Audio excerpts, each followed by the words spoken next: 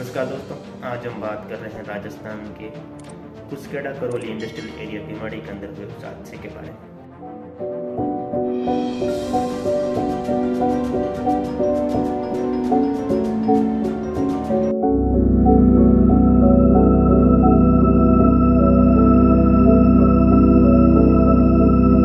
तारीख थी 16 फरवरी 2026।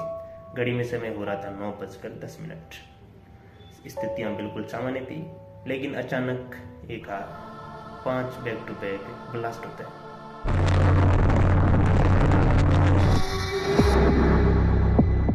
उस ब्लास्ट से आसपास की जो क्षेत्र था वो थर्रा गया, मानो आसपास के लोग एक भूकंप का एहसास कर गए हो।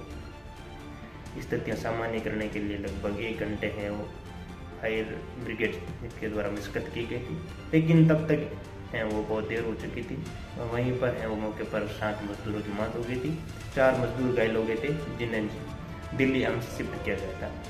जब इस फैक्ट्री के बारे में जानकारी जुटाई गई, तब उससे परतें खुलती हैं तो पता चलता है कि ये फैक्ट्री एक अवैध रूप से पटाखे बनाने का काम कर रही थी। इस फैक्ट्री के अंदर है वो बाहर से ताला लगाया जाता था और अंदर ही मजदूरों का खाना बनाया जाता था और अंदर ही मजदूरों को रखा जाता था और अंदर ही मजदूर काम करते थे।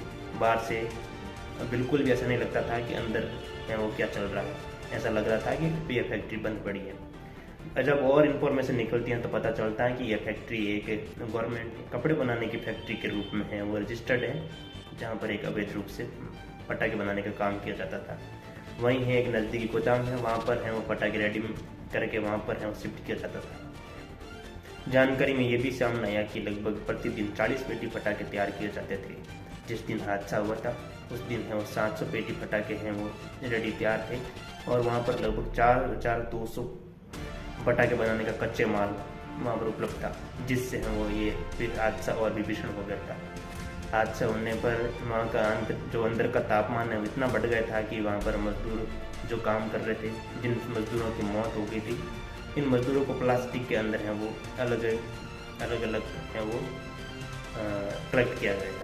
इन सबों को है वो लिया गया था और बाद में उसको फॉरेंसिक के लिए भेजा गया और डीएनए के बाद में ही है वो ये पता चल पाएगा कि ये कौन सा शव किसका है, क्योंकि वहाँ पर बारूद से आंतरिक तापमान है बहुत बढ़ गया था और जिससे शव है वो पूरी तरह जल गए थे।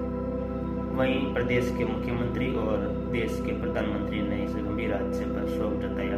वहीं प्रदेश के मुख्यमंत्री ने आर्थिक सहयोग की घोषणा की।